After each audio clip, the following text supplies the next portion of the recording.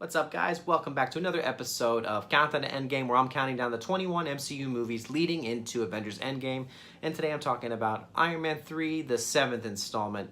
Now, I'm just going to say it now, this will probably be a quick video because, for one, this movie, I believe, has no connection whatsoever to Endgame. The interesting thing about the Iron Man movies is that the villains are always after Tony for specific reasons, whether it's weaponry, they're competing against him, and they just want to murder him for those two reasons. And the stories are very distant from the rest of the MCU. Aldrich Killian, who is part of a company called AIM that he's created, and he's created the extremist virus, and along with him there's the Mandarin, which is something that every fan was probably disappointed by. And you know why I'm saying that in this movie. They totally butchered his character, and that was a character that I was really interested in seeing in the Iron Man movies. So it's unfortunate that they had to botch it up like that, and I think that's one of the many reasons why this movie is kind of looked down upon compared to the other past MCU movies. And along with that the plot just seems it doesn't feel like a superhero type of movie. It feels very flat, to be honest, and with the whole interactions he has with the one kid that he meets in that town, and then you have him with the girl that he met in the past, and just all these different characters, it didn't seem like an MCU movie. This isn't a movie I absolutely hate. It's alright. It's just definitely not one of the best just because of how distant it feels from the rest of the MCU movies. But the cast is the same.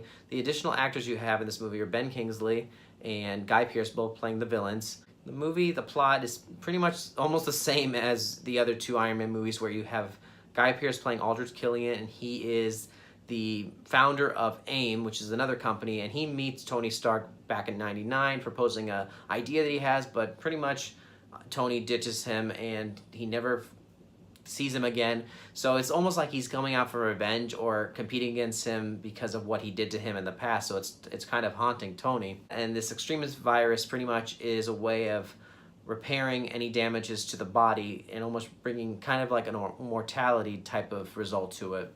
Aside from Ben Kingsley's character, which was not really a villain technically, I honestly liked Guy Pearce's Aldrich Killian. Well, one, he has the same last name as me, but other than that, this is the villain. Like, Guy Pearce carried it really well, and I thought he did a good job. I just wish other things were improved more in this movie. When it comes to a fun fact for this movie, this is not necessarily fun, but it's interesting that originally this movie, when it was done filming, the entire length of the film was 3 hours 15 minutes, and it ended up being cut down to the 2 hours and 10 minutes that we know now. So can you imagine this movie being 3 hours and 15 minutes long with already a plot that seems so just uninteresting? Sitting 3 hours for that. Now, if Endgame was like this movie being 3 hours, oh, that'd be a little disappointing. But thank God it was only 2 hours. There may not be connections to Endgame with this movie, but there's one thing I noticed that might be foreshadowing, and one is Gwyneth Paltrow. She gets the Iron Man suit on in this movie, and it's rumored that in Endgame she once again wears the armor. So it's just, to me, just a little bit of foreshadowing that she's going to do that again. And this other rumor flying around the internet before it was that the little boy that Iron Man ends up meeting after he crash lands in that one town, they're saying that he meets that grown-up version of that kid, and I think that's just something somebody made up, because, I mean, it could be cool if they mention that kid and he shows up, but I don't know how important of a role he would be in the Endgame movie. So, like I said, I think it's something that just somebody wanted to talk about that may not even be accurate. What saved this movie in the end, I think, was, as usual, Robert Downey Jr. as the role of Iron Man. He always kills it every time. And Gwyneth Paltrow was really good in this movie. She had a bigger role, more action for her. So there are certain things that made this movie bearable to watch. Like I said, it's not the worst movie. I would have seen a lot more worse.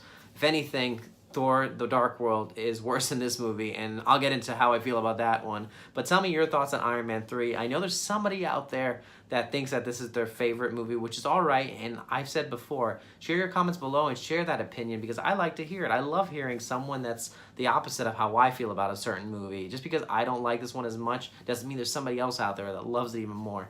But tell me your rankings of the Iron Man movies, and if this is your favorite movie in Phase 2, because this is the first film in the Phase 2 of the movies.